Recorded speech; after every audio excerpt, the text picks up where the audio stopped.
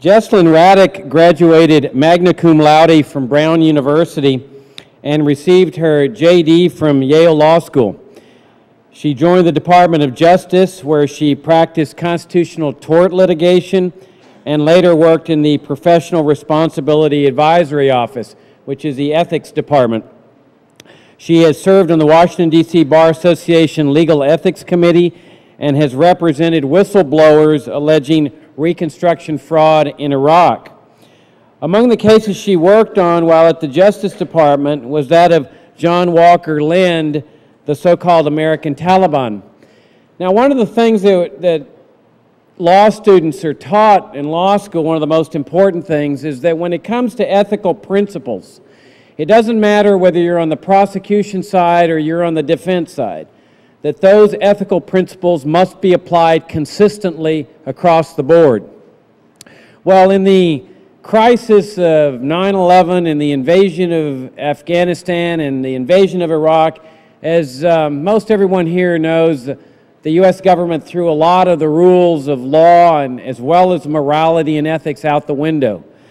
And Jesselyn was one of these lawyers in the Justice Department that took her ethical responsibilities seriously.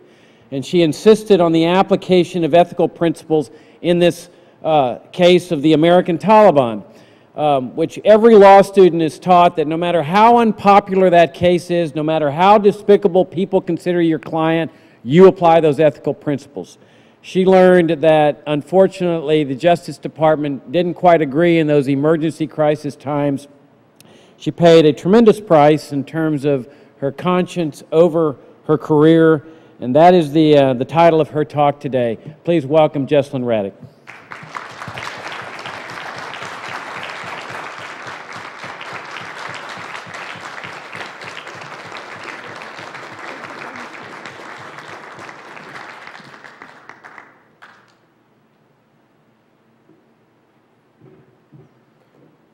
Can everybody hear me?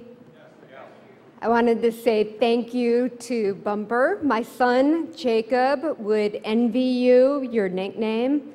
His is Snickerdoodle.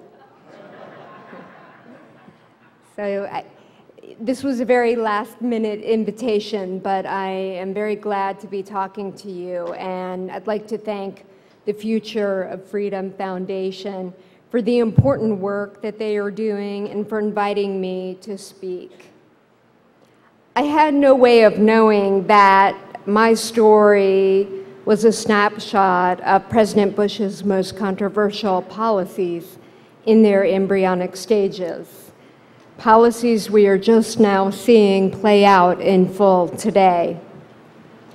I am the whistleblower in the case of American Taliban, John Walker Lindh. This very loaded sentence contains the ingredients of the perfect storm that this administration has brewed in the war on terrorism: the Patriot Act, torture policy, occupation of Iraq, assault on journalists, and punishment for truth-tellers. I was a legal advisor at the Justice Department on matters of ethics. On December 7th, I fielded a call from a criminal division attorney named John Depew.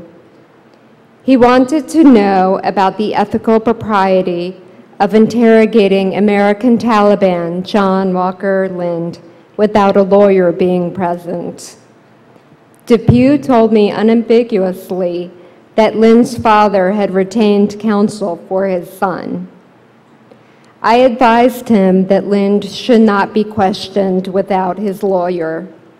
That was on a Friday. He called me back on a Monday and said, oops, the FBI did it anyway. What should we do now? Not to worry, I said. That was part of my job, to help you get out of this kind of dilemma. I said you need to seal off the interview and use it only for intelligence gathering and national security purposes, but not for criminal prosecution. Again, my advice was ignored. 3 weeks later, on January 15th, 2002, Then Attorney General John Ashcroft announced that a criminal complaint was being filed against John Walker Lindh. Quote, "The subject here is entitled to choose his own lawyer," Ashcroft said, "and to our knowledge, has not chosen a lawyer at this time." I knew that wasn't true. His parents had in fact retained counsel and tried desperately to communicate that to their son through the Red Cross, the Justice Department, the Defense Department, and the State Department. 3 weeks later, Ashcroft announced Lindh's indictment, saying that his rights have been carefully, scrupulously honored. Again, I knew that was not true. About the same time, I was given a backdated, unsigned, untimely, and unprecedented performance evaluation from hell, despite having received a performance award and a raise during the preceding year. I was told that the vitriolic review would be put in my permanent personnel file unless I found another job. I was shocked, but I still did not put two and two together until a few weeks later. On March 7th, I inadvertently learned that the judge presiding over the Lindh case had ordered that all Justice Department correspondence related to Lindh's interrogation be submitted to the court. Such orders are routinely distributed to everyone with even a remote connection to the case in question, but I heard about it only because the Lindh prosecutor contacted me directly. There was more.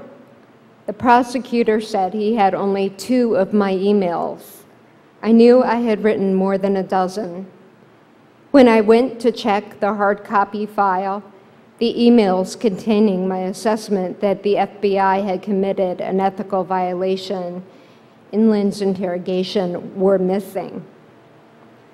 With the help of technical support, I recovered the missing emails from my computer archives. Have we heard that story before, that the emails are missing? I documented them and included them in a memo to my boss, took home a copy for safekeeping in case they disappeared again, and resigned. Months later, as the Justice Department continued to claim it never believed that at the time of his interrogation, Lindh had a lawyer, I disclosed the emails to Newsweek in accordance with the Whistleblower Protection Act. As a result, I was forced out of my job then in the private sector at the government's behest, placed under criminal investigation without any charges ever being brought, referred to the state bars in which I'm licensed as an attorney, and put on the no-fly list. 2 weeks ago, the Department of Justice Office of Inspector General issued a positive report on the FBI's involvement in detainee interrogations in Afghanistan, Guantanamo Bay, and Iraq. This, of course, piqued my interest. I applaud the Office of Inspector General's recognition of a handful of career justice attorneys and FBI officials who challenged abusive interrogation techniques and warned correctly that torture would likely taint any legal proceedings against suspected terrorists. The report finds, we believe the FBI should be credited for its conduct and professionalism in detainee interrogations. But to reach this conclusion, the OIG omits from the 458-page report one of the earliest and most obvious cases of torture and FBI misconduct, that of John Walker Lindh. The report does cover 2001, the period during which he was detained. He is an American citizen. He was found shot in the leg and barely alive.